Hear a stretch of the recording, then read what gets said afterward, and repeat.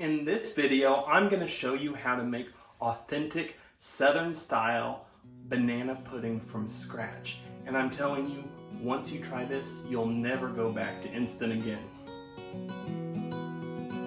Howdy fellow foodie friends, welcome to Hoosier Daddy. Thanks for joining me. My name's Matthew and welcome to my kitchen.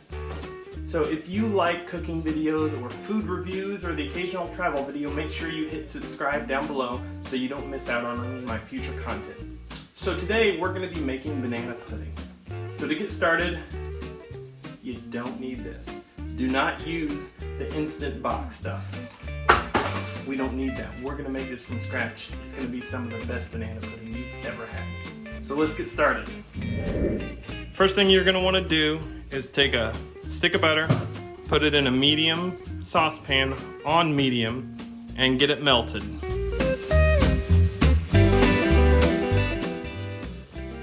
Alright, once you get your butter melted, you're going to take 4 tablespoons of flour and whisk that in.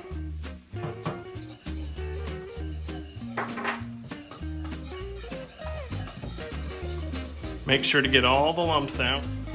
And you can use all-purpose flour, almond flour, self-rising flour, whatever kind of flour you want.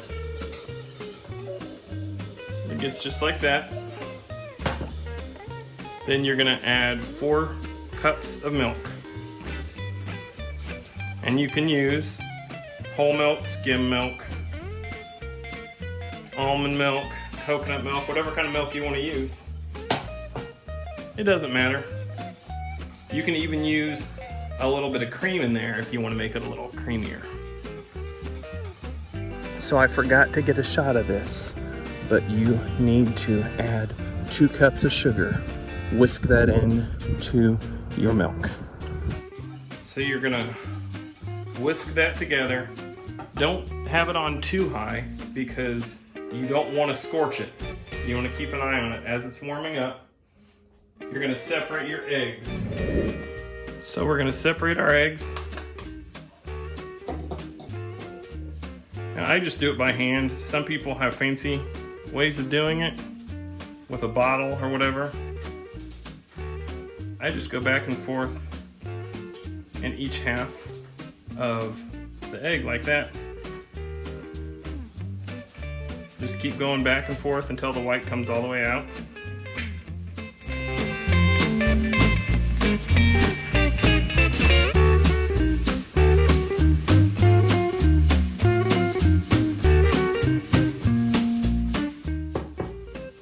Okay, then we're gonna set our egg whites to the side. We'll save those for later. Then we're not gonna dump our eggs directly into our milk because we want to temper them first so they don't cook. We don't want clumpy eggs in our pudding. So I'm gonna whisk the eggs into the milk like that until you get them all mixed together. And then we'll add them to our milk. And you want to keep whisking this. Keep an eye on it. Don't walk away from it. You want to keep whisking it so it doesn't scald on the bottom. And slowly turn the heat up. It's going to be on the stove for probably 10 to 12 minutes till it gets up to temperature. You don't want to put it on boiling because then you'll really burn it. Just slowly turn it up. And while it's warming up, we're going to add some flavorings in it. We're going to put a teaspoon of vanilla.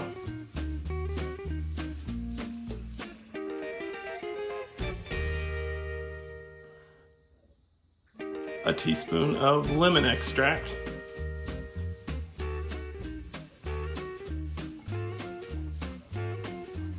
And if you have any of this, it's great to put it in there, but if you don't, you can leave it out. I just like to have it. Gives it a little extra flavor. A teaspoon of butter flavoring. And go ahead and whisk that together. We're also going to put just a dash of allspice. So maybe like 1/8 of a teaspoon. And keep whisking that. Keep whisking. If you don't see any bubbles, it's not done yet. It needs to come to a boil, but just a slow boil. Just keep whisking it.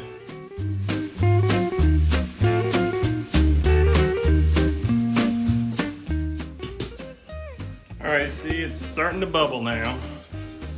Stick a spoon in it. See how it's sticking to the spoon? That's how you know it's done. If you want it a little thicker, cook it a little longer.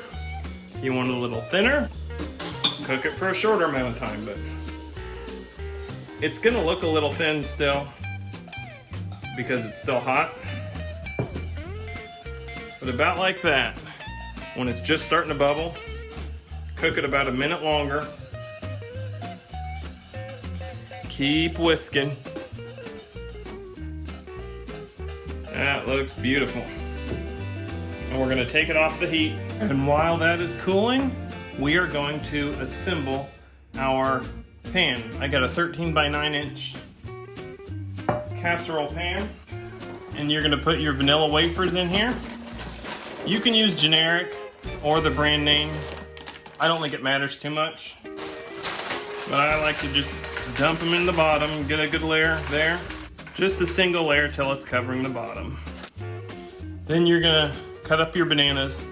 You want them to look like this, with a little bit of brown, so they're almost too ripe, almost overripe. You want them to be like this. Not really any trace of green at all, because the more brown they are, the sweeter they are. You're just gonna cut them up into your casserole pan.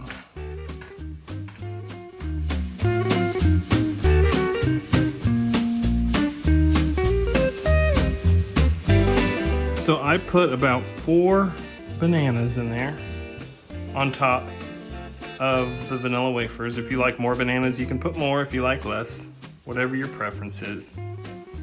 But once you got them all evened out like that, we're gonna take our pudding, which if you look, has cooled down a little bit. We're gonna pour about half of it all on top of the bananas, just like that. Smells good.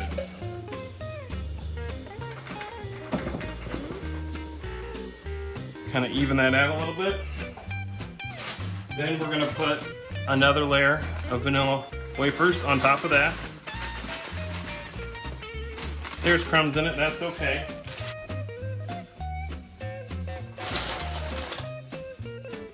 It doesn't have to be pretty because we're gonna cover them up again. I like a lot of vanilla wafers. Like I said, it's your preference.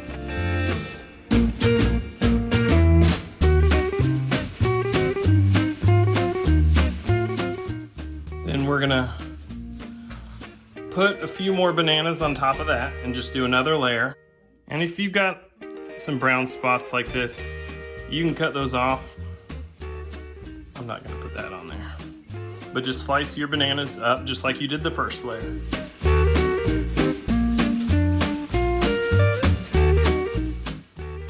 All right, once you have that final layer of bananas, we're gonna put the rest of our pudding on it. So I used a total of about 7 bananas.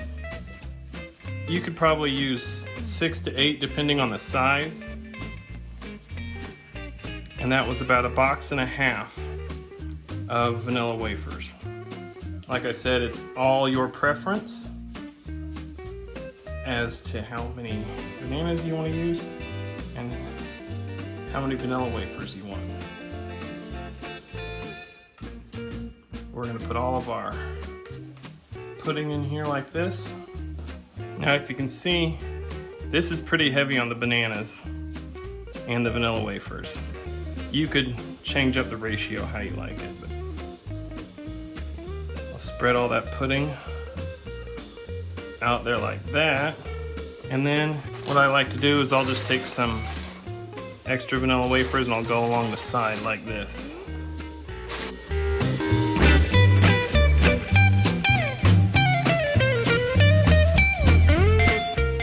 There we go. Doesn't that look pretty? So we're gonna set this to the side. Then we're gonna take our 4 egg whites from earlier, and we're gonna take just a regular hand mixer and we're gonna beat these up into a meringue. So after you beat your egg whites for a few minutes on high, you should get it to be nice and stiff. Like this, like whipped cream. Then you're just gonna put cream of tartar, just about a 1/4 teaspoon. Not any more than that because it'll hurt the flavor, it'll make it taste kind of metallic. Just put a 1/4 teaspoon of cream of tartar in there. And you want about a 1/4 cup of sugar. And we're gonna beat that up again.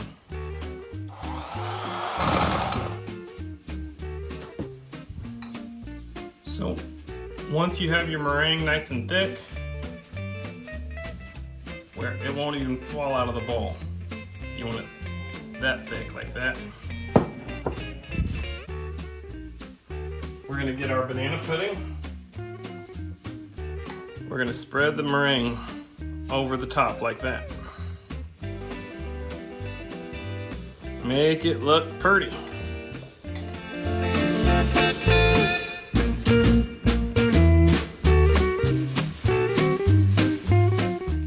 And there you have your banana pudding. Then we're gonna stick it in the oven. So then we're gonna stick it in the oven for about 10 to 15 minutes till that meringue is brown.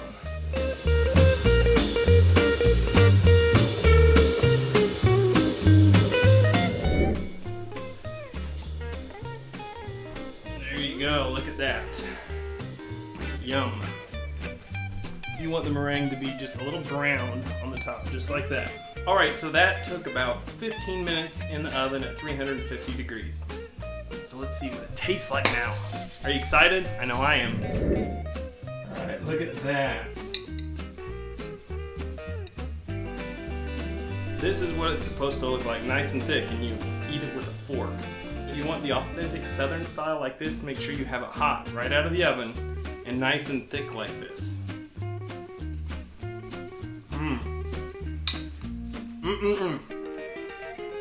That is really good.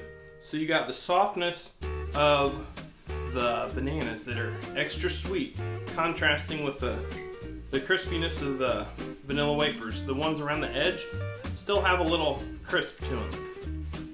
The ones in the middle are a little soft, but they're not soggy.